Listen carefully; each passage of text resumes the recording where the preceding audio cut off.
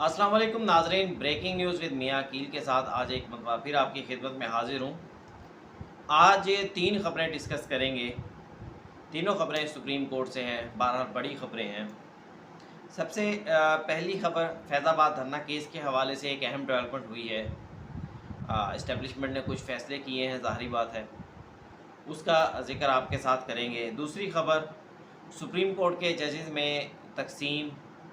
आज भी नज़र आ रही है। एक अहम फ़ैसला जारी हुआ है सुप्रीम कोर्ट में जजेस की तकर्री के हवाले से, और उस फ़ैसले के अंदर सुप्रीम कोर्ट की जो पार्लिमानी कमेटी है प्राइवेट जजेस की तकर्री, उसके हवाले से सुप्रीम कोर्ट ने काफ़ी ऑब्जर्वेशंस दी हैं। और तीसरा, supreme court practice and procedure bill है, जिसमें आबिद ज़ुबैरी सदर सुप्रीम कोर्ट बार हैं और नियाज़ुल्लाह नियाज़ी पाकिस्तान तहरीक इंसाफ के वकील हैं, उनकी जानिब से सुप्रीम कोर्ट में जवाब जो है वो जमा करवाए गए। सबसे पहली ख़बर की तरफ आते हैं। सबसे पहली ख़बर ये है कि फैज़ाबाद धरना केस, जिसकी समाअत 28 सितंबर को होने जा रही है, उसके जो सुप्रीम कोर्ट में आखिर में अपने ऑब्जर्वेशंस दी थी, उसके अंदर सुप्रीम कोर्ट ने बहुत सारे जो थे इदारे, और ख़ास तौर पे जिसमें पैमरा था, जिसमें वज़ारत दिफ़ा को कहा था कि तमाम तमाम चीफ्स ऑफ द जो हैं वो अपने अपने फोर्सेस के चीफ्स हैं, उनको सुप्रीम कोर्ट का ये फ़ैसला भेजा जाए। और साथ ही सुप्रीम कोर्ट ने ये भी डायरेक्शन दी थी कि जो जो लोग भी सियासत में मुलव्वस हैं उनके ख़िलाफ़ कार्रवाई की जाए। तो आज उस केस के अंदर डीजीआईबी ने अपना जवाब डीजीआईबी की जानिब से एक दरख्वास्त सुप्रीम कोर्ट में जमा करवाई गई है, जो कि उनके बिहाफ पे फ़ाद असद नामी डिप्टी डायरेक्टर ने उनके बिहाफ पे सुप्रीम कोर्ट में जमा करवाई है। लेकिन अप्रूवल ऑफ द डीजीआईबी यानी director general of intelligence bureau, उस दरख्वास्त के अंदर वजूहात तो बयान नहीं की गई, लेकिन बराह रास्त अदालत सुप्रीम कोर्ट ऑफ पाकिस्तान से ये इस्तदा की गई है कि सुप्रीम कोर्ट के ने जो फैज़ाबाद धरना दिया था, उस धरने के अंदर जो नज़र षानी दायर की थी इंटेलिजेंस ब्यूरो ने, उसको वापस लेना चाहते हैं, उसे वापस लेने की इजाज़त दी जाए। दोस्तों, ये 3 लाइनों की दरख्वास्त एक सफ़े पर मुश्तमिल नहायत अहमियत की हामिल है। उसकी वजह यह है कि इस फ़ैसले के से विड्रॉ करना, इस फ़ैसले की इम्प्लीमेंटेशन को वेलकम करना, इस फ़ैसले के को रिवर्स ना करवाना, ये इंतहाई अहमियत का हामिल है, क्योंकि इस फ़ैसले के अंदर बड़ा वाज़ेह तौर पर लिखा हुआ है कि सुप्रीम कोर्ट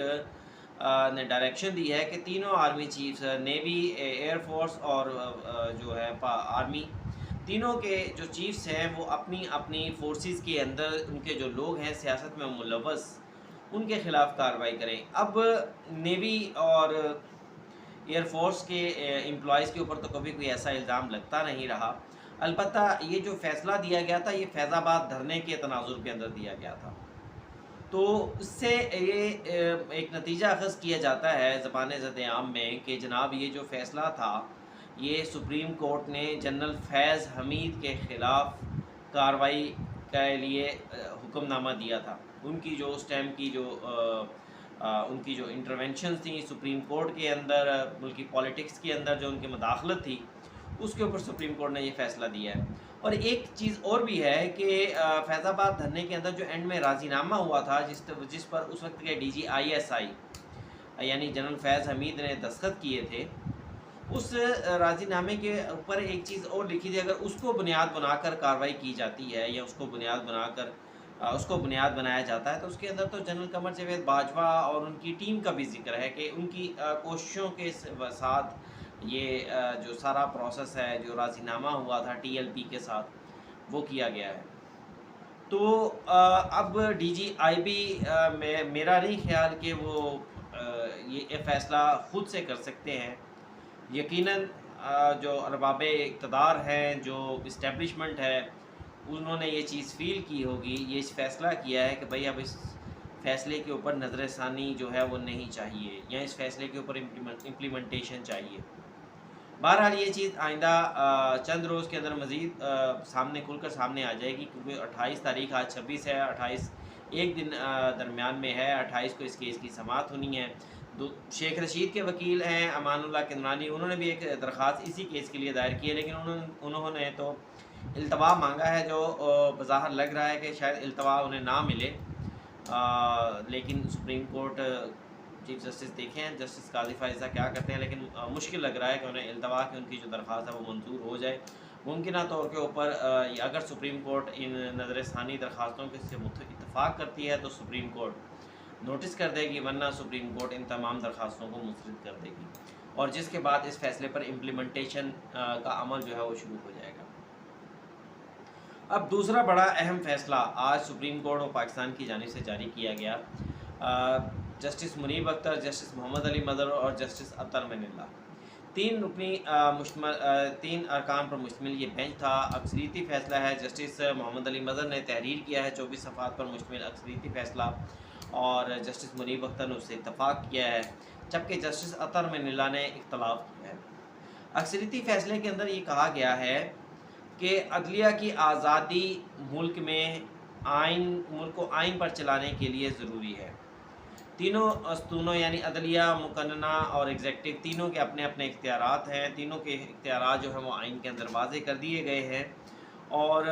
پھر اس میں ایک جھگڑا جو بنیادی طور پر یہ تھا کہ اس فیصلے کے اندر میں آپ کو بتاتا چلوں اس کا تھوڑا سا بیک گراؤنڈ، کہ سپریم کورٹ نے 2022 میں پشاور ہائی کورٹ کے اندر 5 ججز جو تھے اپوائنٹمنٹ ان کی 1 سال کے لیے ایڈیشنل ججز کی منظوری دی تھی، جس کے اوپر جو ججز پارلیمانی کمیٹی تھی اس نے یہ کہہ دیا تھا کہ جو اس میں 5 ناموں کی جو منظوری دی گئی ہے اس میں 3 نام ایڈیشنل سیشن ججز کے ہیں، ان تینوں ناموں کو سینیورٹی کو دیکھا جائے۔ تو یہ جھگڑا بڑے عرصے سے چل رہا ہے، سابقہ چیف جسٹس افتخار محمد چودھری کے دور سے چل رہا ہے، لیکن گزشتہ 1-2 سالوں میں اس نے زیادہ تقویت پکڑی ہے، کیونکہ اب یہ آوازیں سپریم کورٹ کے اندر سے بھی آنے لگ پڑی ہیں کہ جناب سپریم کورٹ کے اندر اگر کوئی ججز اپوائنٹ ہوتے ہیں تو ان کی اپوائنٹمنٹ میں میرٹ کے کو ایک سائڈ پہ رکھ دیا جائے، لیکن سینیورٹی کو پہلا جز مانا جائے۔ جبکہ دوسرا جو گروپ ہے جس میں جسٹس منیب اختر ہیں، جسٹس بندیال تھے، اعجاز الاحسن ہیں، ثاقب نثار صاحب تھے، آصف سعید کھوسہ صاحب تھے، ان تمام ججز کا کہنا یہ تھا کہ جناب صرف سینیورٹی نہیں بلکہ میرٹ بھی دیکھا جانا چاہیے، اور ججز کی اہلیت اور قابلیت بھی دیکھی جانی چاہیے تھی۔ لیکن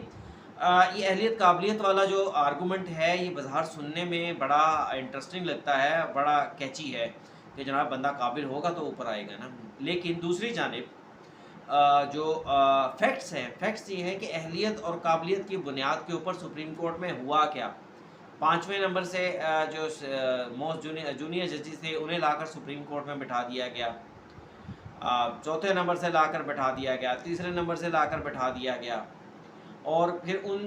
ججز سے جو کہا جاتا ہے کہ ان ججز سے جو پہلے کے سپریم کورٹ ججز ہیں وہ اپنی اکثریت بناتے ہیں اور اپنی پسند کے فیصلے لیتے ہیں، اپنی پسند کے جو ہے ان سے وہ من پسند ان کو جو ہے اس کے اوپر فیصلے کرواتے ہیں۔ دوسری جانب الزام بڑا سنجیدہ ہے کہ جناب یہ آپ کیونکہ لوگوں کو اپنی پسند ناپسند سے لاتے اور ریجیکٹ اور منظور اور مسترد کرتے ہیں، تو جس کی وجہ سے جو ججز سپریم کورٹ میں آتے ہیں وہ پھر مشکور بھی ہوتے ہیں کہ بھائی ہمیں نیچے سے جونیئر کو اٹھا کر اوپر لے آئے ہیں، تو لہذا چلیں ان کا احسان ہے کہ مجھے لے آئے۔ اچھا، اب اس کے اندر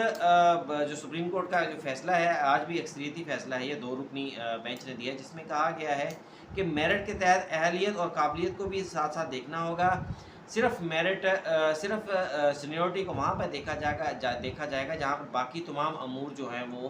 ایک جیسے ہوں، اور پھر اس کے بعد دیکھا جائے گا کہ سینئر کون ہوگا۔ پھر انہوں نے یہ بھی کہا ہے کہ جوڈیشل کمیشن کے جو ارکان ہیں جو ان کی اختیارات ایک جیسے ہیں کیونکہ ووٹنگ کے ذریعے فیصلہ کیا جاتا ہے، لیکن جو پارلیمانی کمیٹی ہے وہ جوڈیشل کمیشن کے فیصلے کے اوپر غیر ضروری طور کے اوپر جو ہے اپنی آبزرویشنز نہیں دے سکتی، وہ منظور یا مسترد کر سکتی ہے۔ لیکن ایک چیز انہوں نے کہا ہے کہ دونوں اداروں کو، ججز تقرری برائے پارلیمانی کمیٹی کو اور جوڈیشل کمیشن کو، دونوں کو اختیارات کے اندر رہ کر، اپنے حدود کے اندر رہ کر، اپنے قانون کے اندر رہ کر ہی اپنے اختیارات کا استعمال کرنا چاہیے۔ یہ بنیادی طور پر جب ان ججز کے حوالے سے پارلیمانی کمیٹی نے فیصلہ دیا تھا، تو اس کے بعد پشاور ہائی کورٹ میں اپیلیں ہو گئی تھی. پشاور ہائی کورٹ نے پارلیمانی کمیٹی کا فیصلہ مسترد کر دیا تھا. اب اس کے خلاف اپیلیں سپریم کورٹ میں آئی. سپریم کورٹ نے بھی ان اپیلوں کو مسترد کر دیا تھا اور آج یہ باقاعدہ فیصلہ جاری کر دیا گیا. اب دوستو اس کے اندر جو دوسری چیز ہے وہ یہ ہے کہ جسٹس اطہر من اللہ نے جو کہ بڑا آج کل نوٹ لکھ رہے ہیں، اس جو کہ آواز اٹھا رہے ہیں کہ سپریم کورٹ کے اندر سینیورٹی پہلی چیز ہونی چاہیے ججز کو لانے کے لیے. انہوں نے 36 صفحات کے اندر، یعنی جو اوریجنل فیصلہ ہے وہ 24 صفحات کا ہے، اور جسٹس اطہر من اللہ جو اعتراض کر رہے ہیں انہوں نے 36 صفحات کا مشتمل جو ہے اپنا نوٹ لکھا ہے، اور اس میں انہوں نے کہا ہے کہ اداروں کی آزادی، اندرونی آزادی اور شفافیت کے لیے ضروری ہے کہ سینیورٹی کو مد نظر رکھا جائے. تقرریوں میں احتساب سے عوام کا جو اعتماد ہے وہ بڑھتا ہے، اور کمیشن میں میرٹ پر نامزد. اور یہ بھی کہا گیا ہے، یہ بڑی اہم آبزرویشن ہے، کہ جو سپریم جوڈیشل کمیشن ہے وہ میرٹ پر تقرریوں میں ناکام رہا ہے. یہ جوڈیشل کمیشن کے اوپر پہلے وکلاء کی جانب سے یہ اعتراضات لگتے تھے، یہ الزامات لگتے تھے. اب یہ الزامات سپریم کورٹ کے ججز کی جانب سے بھی لگتے ہیں، اور آج سپریم کورٹ کے ایک فیصلے کے جج نے اپنے فیصلے کے اندر بھی یہ چیز تحریر کر دی ہے. خطوط بھی ججز نے اس کے اوپر، چیف جسٹس قاضی فائز عیسیٰ نے بھی اس کے اوپر خطوط لکھے تھے. اب تیسرا بات یہ ہے، supreme court practice and procedure bill جو کہ چیف جسٹس آف پاکستان کے اختیارات سے متعلق ہے، تو صدر Abid Zuberi chief justice of Pakistan کے اختیارات کے ساتھ کھڑے ہو گئے ہیں. انہوں نے کہا نہیں بھائی، چیف جسٹس آف پاکستان کے اختیارات کو میں سرنڈر کرنے نہیں دوں گا. آج انہوں نے ایک جواب supreme court practice and procedure act کے کیس کے اندر جمع کروایا ہے. سماعت اس کی 3 اکتوبر کو ہونی ہے، لیکن اس جواب کے اندر کہا گیا ہے کہ supreme court practice and procedure act جو ہے یہ بنیادی حقوق کی خلاف ورزی ہے. چیف جسٹس آف پاکستان کے اختیارات کو کم کرنے کی کوشش کی گئی ہے، عدلیہ کی آزادی کے منافی ہے، چیف جسٹس کے اختیارات پر تجاوز ہے، چیف جسٹس کے جو اختیارات ہیں ان کو کم کرنے کی کوشش کی گئی ہے. اور اس کے ساتھ ساتھ جو نیاز اللہ نیازی ہیں ان کی جانب سے بھی جواب پی ٹی آئی کی جانب سے سپریم کورٹ میں جمع کروایا گیا. انہوں نے بھی یہ کہا ہے کہ 184(3) میں اپیل کا حق جو دیا گیا ہے وہ اس طرح سادہی ترمیم کے ساتھ نہیں دیا جا سکتا، صرف اور صرف آئینی ترمیم کے ساتھ دیا جا سکتا ہے. تو دوستو اس کیس کی سماعت بھی 3 اکتوبر کو ہوگی. فیض آباد دھاندے کی سماعت جو ہے وہ 28 ستمبر کو ہوگی. اب دیکھنا یہ ہے کہ سپریم کورٹ ان مقدمات میں کیا فیصلے دیتی ہے. جو بھی فیصلے ہوں گے، جو بھی سپریم کورٹ کے حوالے سے اہم خبریں ہوں گی، ان کو لے کر آپ کی خدمت میں حاضر ہو جاؤں گا. اس کے ساتھ ہی مجھے آج کے لیے اجازت دیجیے. اللہ حافظ.